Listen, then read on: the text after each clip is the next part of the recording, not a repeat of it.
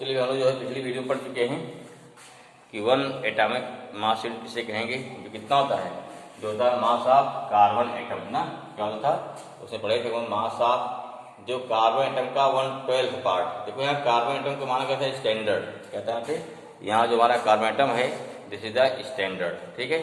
तो इस carbon atom के मास का 1/12 पार्ट इज नोन एज क्या हो गया, is known as one atomic mass unit, जो कितना आया था हम लोग निकाला था कल, कितना आया था ये आप पिछले वीडियो में था हमारा, तो 1.66 इंटू 10⁻⁻27 किलोग्राम अप्रॉक्सीमेट ना, क्योंकि इसकी 1 पॉइंट के बाद आई थी 6 डिजिट नहीं, जिसमें कितना लेते हैं हम लोग, जितना अगर 2 लेते हैं तो कितना होगा 1.66 इंटू 10⁻⁻27, राइट वाली साइड थी 1.660565 शायद था, ठीक है। तो यहाँ क्या हो गया, this is the atomic mass unit कितना था हमारा, ध्यान दीजिए 1 EMU था हमारा, 1 EMU 1.660565 इंटू 10⁻⁻12। देखो यहाँ पे जरूरी क्यों है, जब लोग अभी निकालेंगे बाइंडिंग एनर्जी तो 1 पॉइंट, ठीक भाई, ठीक है। कितना होता है ऐसा ही मास कितना होता है, ये होता है 26 kg, नहीं होता, कितना होता है 26 kg, ठीक है। इसका हो गया मास हो गया हमारा कितना हो गया, ये हो गया 1 एटॉमिक मास यूनिट का मास हो गया। तो इतना देखिए 0.6 डिजिट इसलिए इंपॉर्टेंट है, जब हम लोग निकालेंगे बाइंडिंग एनर्जी तो वहाँ लिखते हैं एटॉमिक मास यूनिट में ये 0.6 जाता है, लगभग पॉइंट के बाद डिजिट 5 या 6 रहती है, वहाँ कैलकुलेशन बहुत ही इंपॉर्टेंट हो जाता है और बहुत ही माइन्यूटली कैलकुलेशन करना पड़ता है। अगर थोड़ी गड़बड़ी हुई तब सबके पूरा सवाल गलत हो जाता है, आगे देखेंगे। खैर तो वही क्या निकालना है हमें, इस बात से 1 एटॉमिक मास यूनिट और मेगा इलेक्ट्रॉन वोल्ट में क्या रिलेशन इसको निकालना है। First unit what electron volt की तरफ याद है भाई सबको, 1 इलेक्ट्रॉन वोल्ट किसे कहेंगे तो याद होगा ना, इसे बोलते हैं इलेक्ट्रॉन वोल्ट, इलेक्ट्रॉन वोल्ट। तो एक बार हल्का डिवाइड करते हैं, क्या हो गया, अगर कोई इलेक्ट्रॉन है, एक इलेक्ट्रॉन को 1 वोल्ट से एक्सेलरेट करने पर कितने एनर्जी को गेन करेगा, ठीक है ना। क्या हो गया, द अमाउंट ऑफ एनर्जी, क्या हो गया भाई, the amount of energy gain by an electron, gain by an electron when it is accelerated by 1 volt, by 1 volt is known as क्या हो गया भाई, is known as 1 electron volt. Therefore क्या हो गया, 1 इलेक्ट्रॉन वोल्ट इक्वल टू हो गया 1 electron into क्या हो गया 1 वोल्ट। देखिए ध्यान से 40 इलेक्ट्रॉन आप पढ़े हो, इसका चार्ज होता है 1.6 इंटू 10⁻19 कूलम, ठीक है। एंड वोल्ट कितना होता है, 1 वोल्ट होता है जूल पर कूलम होता है, याद हो गया। W इक्वल टू क्या, V इक्वल टू क्या था, W/Q था ना फार्मूला, इसलिए क्या हो गया यहाँ, अब देखिए यहाँ से कूलम कट जाएगा तो क्या बचेगा, इसलिए बचा 1.6 इंटू 10⁻⁻19 जूल। इसमें क्या है, इलेक्ट्रॉन वोल्ट सिंपल हमारा क्या है, इलेक्ट्रॉन वोल्ट एनर्जी क्या है, इन जूल में है, सिंपल। ज्यादा कंफ्यूजन यहाँ पर, ज्यादा कंफ्यूज नहीं होना भाई, ठीक है ना। कितना हो जाएगा यहाँ पे, ये हो जाएगा हमारा वैल्यू इसकी हो जाएगी, ठीक है। चलिए आगे देखिए नेक्स्ट। अच्छा थोड़ा चीज क्लियर कर लीजिए, यहाँ जो वैल्यू हमारी आई 1 EMU, पीछे देखो क्या निकाले हो, चेक करो एक बार, पीछे चेक कर लीजिए भाई, 1 EMU कितना निकाला गया है, नोट करो। 1 EMU जो होता है 1 EMU ये होता है 1.660565 इंटू 10 पावर माइनस कितना लिखे हो 27 होता है, चेक करो एक बार, ठीक है। कितना होता है, कहीं इंटू डिवाइड के देखो वहां क्या था, अगर ध्यान दो यहाँ निकाला गया था, पहले चेक कर लो एक बार, क्योंकि पिछला वीडियो में देख लीजिए, ठीक है, पढ़ लीजिए, देख लीजिए एक बार, वहां क्या निकाले, हम लोग निकाले थे कि 1 एटम का मास कितना था, 1 एटम का मास, ध्यान दीजिए इसको कहीं गड़बड़ ना हो जाए, वहां था मास ऑफ 1 एटम, देखो कितना है, ये कितना हमारा है, मास ऑफ 1 पॉइंट कितना था, 1 पॉइंट था 992678, क्या था 1.992678 इंटू 10⁻⁻26 किलोग्राम था। अब देखिए मास ऑफ एन एटम हो गया। अब क्या निकाला गया था, जब निकाले थे 1 AMU तो कितना आया था, ये आया था 1/12 इंटू मास ऑफ 1 एटम। याद आया, हो गया मास ऑफ 1 एटम, जिसे भी कंफ्यूजन ना हो। अब यहाँ जो 1/12 करोगे इंटू करेंगे 1.992678 10⁻26 kg करेंगे। देखो इसको 10 डिवाइड करना ना, कितना आएगा, तो आ गया पॉइंट में है, कितना आएगा 0.160565 करके आएगा 26। पॉइंट दाईं ओर ले जाएंगे ना, कितना आ जाएगा, जब पॉइंट दाईं ओर लेता हो गया, एक राइट लेगा तो हो गया 1.660565 इंटू 10⁻⁻27 kg आएगा। इसलिए इसी पीछे गलत लिखे हो या गलती मान ली पिछले कल जो पिछले वीडियो करवाए थे, अगर वहाँ ध्यान न दिया गया हो, अगर सही कोई बात ही नहीं है, अगर सही नहीं है इसको आप सही कर लीजिए, ठीक है, क्योंकि बार बार इसका आएगा एमयू, इसलिए बता रहे हैं। देखिए 1 AMU कितना आ गया, 1.660 हो गया। हाँ, एक प्रोटॉन मास कितना होता है, ये होता है 1.672 होता है, तो वो 6766, बहुत ज्यादा डिफरेंस नहीं है। ये भी इसका मास जो है एटॉमिक मास यूनिट क्या है, लगभग प्रोटॉन के मास के बराबर है, या लगभग न्यूट्रॉन के मास के बराबर, थोड़ा उससे कम होता है, ठीक है ना, नहीं तो हम उसे प्रोटॉन ही बोल देते।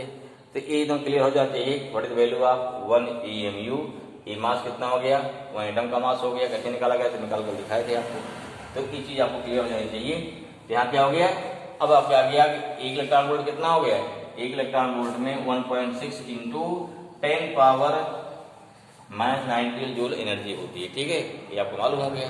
अब यहाँ निकालेंगे क्या, अब देखिए ये तो इलेक्ट्रॉन वोल्ट हो गया, ये तो एनर्जी, ठीक है। अब देखिए अब हमको ये निकालना है जो हमारा 1 एटॉमिक मास यूनिट है उसके करस्पॉन्डिंग कितनी एनर्जी है, उतनी एनर्जी में 1 MU है। फिर क्या निकालेंगे, इतनी एनर्जी में, फिर निकालेंगे, चेंज करेंगे इसको मेगा इलेक्ट्रॉन वोल्ट में। देखिए क्लियर हो जाता है, ओके ना। तो एक तरह से शायद क्लियर हो गया होगा फॉर इलेक्ट्रॉन वोल्ट। आगे देखिए, चलिए भाई देखिए इसे और क्लियर कर लीजिए। यहाँ पे क्या गया, 1 इलेक्ट्रॉन वोल्ट इक्वल टू कितना होता है, निकाला 1.6 × 10⁻19 जूल, तो 1 मेगा कितना हो गया, 10⁻6 होता ना, इंटू 1 इलेक्ट्रॉन वोल्ट, वेलपुर कितना आ जाएगा इस पास से 1 मेगा इलेक्ट्रॉन वोल्ट हो गया, 1.6 इंटू 10⁻13 जूल हो गया। अब आगे देखते हैं भाई, अब निकालना है कि रिलेशन बिटवीन AME और MEV माने मेगा इलेक्ट्रॉन वोल्ट क्या रिलेशन आएगा।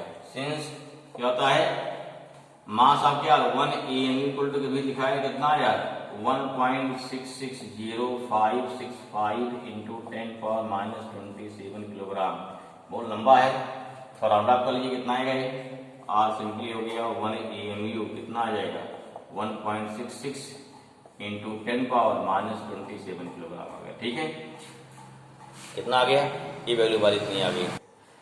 तो देखते भाई क्या है, हम just we know how we can find relation between AMU and MEV। क्या आएगा, 1 AMU हमारा वैल्यू आ गई, या इसको राउंड ऑफ कर लिए कितना आ गया 1.66 इंटू 10⁻27 किलोग्राम आ गया। स्पीड ऑफ लाइट वैसे कितना 3×10⁸ होती है, थोड़ा और जाओगे तो रेशियो कितना आएगा 2.998 इंटू 10⁸ मीटर पर सेकंड आ जाएगा।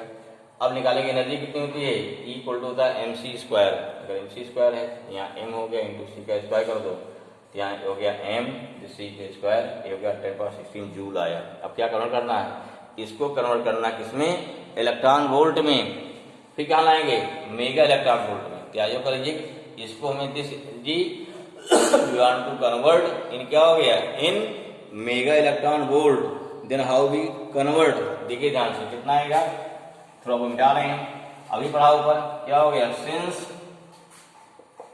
क्या आया था, सिंस 1.6 इंटू 10⁻13 ना -13 जूल एनर्जी कितना आती है, दिस एनर्जी इक्वल टू कितना हो जाएगा, ये आया था आपका 1 मेगा इलेक्ट्रॉन वोल्ट, ठीक है भाई। देयरफॉर एक जूल निकालो कितना हो जाएगा, कितना आएगा 1 हो गया 1.6 इंटू 10⁻13 आ गया मेगा इलेक्ट्रॉन वोल्ट।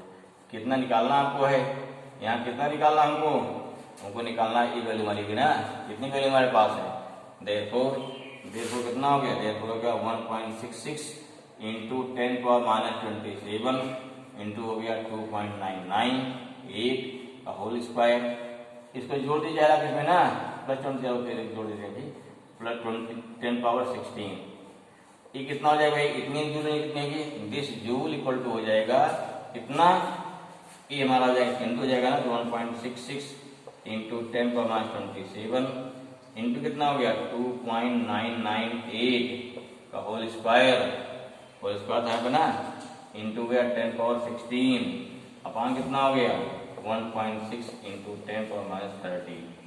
इसको पूरा सॉल्व करेंगे तो आता कितना, ये आएगा 9, या थोड़ा सॉल्व कर लो, कितना आ गया 1.66 आ गया, अप्रॉक्सीमेट तो कट जाएगा लगभग ना, इंटू कितना हो गया 2.998, ठीक है, अपान कितना आ गया 1.6 इंटू हो गया 10 पावर -27 प्लस 16 प्लस कितना हो गया, प्लस हो गया 13, ठीक है ना।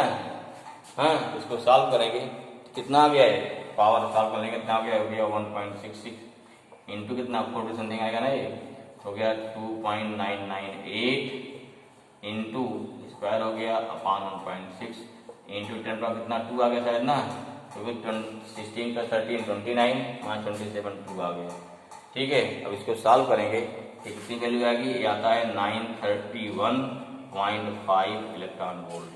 तो ध्यान मेगा कितना आएगा, कितना आएगा mega electron volt, mega electron volt. इसमें क्या हो गया, द एनर्जी करस्पॉन्डिंग, ध्यान रखिए, हेंस क्या हो गया, हेंस हो गया, hence the amount of energy, the amount of energy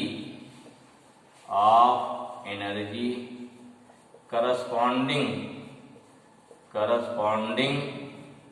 to 1 EMU, कितना हो गया, यहाँ हो गया 1 EMU इक्वल टू हो गया 931.5 मेगा इलेक्ट्रॉन। ध्यान रखिए यहाँ 1 EMU मास है, इस मास के करस्पॉन्डिंग एनर्जी हमारी कितनी है 931.5 मेगा इलेक्ट्रॉन वोल्ट है। सिंपली कहीं मेरे को उसे करना है तो उसको 931 नहीं मान सकते, लेकिन कभी क्या है, अगर उसमें क्वेश्चन दिया 931 तब मानेंगे, अदरवाइज क्या हो गया 931.5 ही लेना पड़ेगा। ध्यान रखिए, ठीक है। कभी कभी वैल्यू पेपर में दी रहती है, अगर नहीं दी रहती है तो आपको वैल्यू याद होनी चाहिए, ठीक है भाई। तो हमारा क्या हो गया, this is the atomic mass unit हो गया, और 1 एटॉमिक मास यूनिट की करस्पॉन्डिंग एनर्जी हो गई, ठीक है, ओके। तो नेक्स्ट हमारा क्या भाई, न्यूक्लियर साइज है, how we can find nuclear size. पहली बात है जान रखिए कि न्यूक्लियस की कोई वेल डिफाइंड बाउंड्री नहीं है। अगर हमारी जो फिगर ऐसा बना है, यहाँ क्या है, यहाँ मान लो हमारा एटम हो गया, ठीक है, क्या गया, अगर हमारा क्या है, सपोज दैट कि हमारा एटम हो गया और यहाँ न्यूक्लियस एक वो क्या है, दीवार उठी है, इसी दीवार में प्रोटॉन न्यूट्रॉन बंद है, ऐसा कुछ नहीं है, ठीक है। क्या होता है, यहाँ न्यूट्रॉन प्रोटॉन सेंटर, ठीक है, सेंटर पे कंसंट्रेट होते हैं, ठीक है, लेकिन जो न्यूक्लियर डेंसिटी सेंटर पर बहुत ज्यादा होती है। जैसे आगे बढ़ते हैं, जैसे रेडियस बढ़ती है ना, न्यूक्लियर रेडियस बढ़ रही है, वैसे डेंसिटी कम होती जाती है, ठीक है। कम होते होते होते फिर जाके थोड़ा दिन खत्म हो जाएगी। जैसे आप मान लीजिए, जैसे हमारा अर्थ का एटमॉस्फेयर है, क्या है, अर्थ का एटमॉस्फेयर है, या क्या अर्थ के चारों को दीवार उठी है, कुछ नहीं है, लेकिन फिर भी क्या है कि जो अर्थ के एटमॉस्फेयर की जो डेंसिटी है अर्थ के पास में बहुत ज्यादा है, थोड़ा और ऊपर जाए तो और कम हो गया, और ऊपर जाए तो और कम हो गया, और ऊपर जाए तो और कम हो गया, और लगभग क्या है 100 किलोमीटर जाने पर डेंसिटी बहुत ही कम पॉइंट में आती है, 0.1 या 2 आ जाती है, और लगभग 300 या 400 किलोमीटर पहुंचते पहुंचते क्या होती है, अर्थ के एटमॉस्फेयर डेंसिटी क्या होती है, खत्म, जीरो हो जाती है, ठीक है ना। सारे एटमॉस्फेयर है ही नहीं है, मॉलिक्यूल नहीं है। ऐसे क्या है, ऐसे जो प्रोटॉन न्यूट्रॉन है, जो हमारा न्यूक्लियस है, सेंटर पर बहुत पास है, जैसे दूर थोड़ा हटते हैं डेंसिटी कम होती जाती है। तो इसलिए लगभग एक, चलो ठीक है, इसलिए कोई इसकी एकदम फिक्स बाउंड्री नहीं है, फिर भी क्या है एक अप्रॉक्सीमेट जहाँ तक चल जाता है। इसलिए देखें न्यूक्लियस जो निकाला गया, न्यूक्लियर साइज पीछे निकाला गया, कहीं पे आया था ना, जिसे बोलते हैं डिस्टेंस ऑफ क्लोजेस्ट अप्रोच। यहाँ से क्या अलग अलग क्या डिफरेंट एनर्जी के अल्फा पार्टिकल भेजे जाते हैं, फिर क्या लौट आते हैं। तो ठीक है, बाउंड्री थोड़ा यहाँ टच कर रहा है, कहीं से यहाँ लौटा है, मान लेते यहाँ तक अप्रॉक्सीमेट मान लिया था कि यहाँ तक इसका रेडियस हो गया, ठीक है। तो इस ध्यान रखिए, यहाँ कोई ऐसी कोई वेल डिफाइंड बाउंड्री नहीं, फिर भी क्या है approximate radius we can find. तो क्या हो गया, तो यहाँ क्या हो गया, देखिए देयरफॉर ये चीज कह जाएगा भाई एक्सपेरिमेंटल ऑब्जर्वेशन इन्हें क्या होता है, एक आपको ही बता दिया डिस्टेंस ऑफ क्लोजेस्ट अप्रोच, जो भी हमारा एक ऑब्जर्वेशन है क्या मिलता है। तो यहाँ क्या है, इसलिए क्या हो गया बाई एक्सपेरिमेंटल ऑब्जर्वेशन, क्योंकि यहाँ पे कोई हमारे पास स्केल नहीं है, कोई चलो स्टोरेज है वर्नियर कैलिपर्स है, लगा दो प्रश्न आप देंगे। इसलिए क्या हो गया the volume of nucleus is directly proportional to क्या हो गया एटॉमिक मास नंबर। सपोज है क्या, इफ रेडियस ऑफ न्यूक्लियस का कितना हो गया मान लीजिए, if radius of nucleus capital R and mass number is capital A, that's why volume क्या, volume is directly proportional to क्या हो गया एटॉमिक मास नंबर, हो जाएगा इतना। अब क्या भाई यहाँ पे आ गया, यहाँ कांस्टेंट आएगा, यहाँ से क्या मिला देखो, दिस मीन्स आर क्यूब क्या हो गया प्रोपोर्शनल टू 3/4 पाई इंटू ए हो जाएगा, ठीक है। यहाँ से आर क्या हो जाएगा, दिस मीन्स हो गया, अभी गया कांस्टेंट में क्या हो गया R proportional to A power 1/3, note करिए फट से, क्लियर हुआ। आर कितना हो गया प्रोपोर्शनल टू a/3। अब यहाँ से एक कांस्टेंट आ जाएगा, इसे क्या बोलेंगे, जो गया r0 हो जाएगा, ठीक है। क्या हो जाएगा हमारा r0 हो जाएगा, ठीक।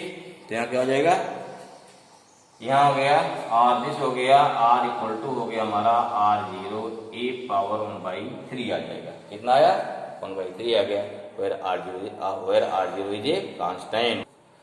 तो भाई क्या हो गया इस बात से r equal to r0 a power 1/3, r0 क्या है कांस्टेंट है, वैल्यू कितनी इसकी होती है 1.2 × 10⁻15 मीटर, ठीक है। क्वेश्चन क्या दिया जाएगा, आपको दो एटम दे दिए गए, जैसे मान क्या दे दिया सोडियम दे दिया, कोई दे दिया सोडियम है, कोई आपने दिया नाइट्रोजन है, हाँ किसी एक ग्रेड दी गई है, दूसरे की निकलवाई जाएगी, क्या हो जाएगा फॉर्मूला क्या बन जाएगा यहाँ पर, यह फॉर्मूला हो जाएगा, तो यह कंपेयर कर रहे हैं तो देर हो गया R1/R2 इक्वल टू कितना हो गया A1/A2 पावर कितना हो गया 1/3। इस बार से इस फॉर्मूले से हम निकालेंगे न्यूमेरिकल, और न्यूमेरिकल इस बार बोर्ड में पूछे गए भाई, ठीक है। तो हमारा क्या हो गया, ये हो गया न्यूक्लियर साइज, ओके। चलिए बेटा तुम्हारा क्या है न्यूक्लियर डेंसिटी, फिर आजकल देखो ध्यान से, व्हाट इज न्यूक्लियर डेंसिटी, तो गया it is defined as the ratio of mass of nucleus to its क्या हो गया its volume is known as nuclear density, simple definition है। लेट मास नंबर क्या हो गया, मान लो न्यूक्लियस कितना, अगर मास नंबर ए है और मास ऑफ 1 न्यूक्लियन क्या ले लिया, यहाँ ले लिया मास ऑफ 1 न्यूक्लियन, स्मॉल बड़ी न्यूक्लियन बताया ना, कि किसी एक प्रोटॉन को या किसी एक इलेक्ट्रॉन को क्या बोलते हैं एक न्यूक्लियन बोलते हैं। I can say the component of nucleus और द कंपोनेंट और the element from which nucleus formed, nucleus किससे बना है, न्यूक्लियस बना है न्यूट्रॉन और प्रोटॉन से, किसी एक प्रोटॉन का मास किसी एक न्यूट्रॉन का मास इन्होंने 1 न्यूक्लियन, क्लियर हुआ। तो यहाँ क्या हो गया मास ऑफ 1 न्यूक्लियन कितना हो गया m हो गया, टोटल कितना एटॉमिक मास है हमारा, एटॉमिक कितना है मास नंबर कितना है a है, टोटल क्या हो गया एटॉमिक मास कह दीजिए ma, यही क्या हो जाएगा ये हो गया, ये क्या हो गया हमारा, ये हो जाएगा मास ऑफ आपका न्यूक्लियस हो जाएगा, ये क्या हो गया ये मास हमारा क्या हो गया, हो गया मास ऑफ न्यूक्लियस हो जाएगा, ठीक। वॉल्यूम कितना 4/3 का r क्यूब होता है भाई, 4/3 r वैल्यू कितनी होती है r0 a पावर 1/3 या कितना हो गया 4/3 पाई r³ a।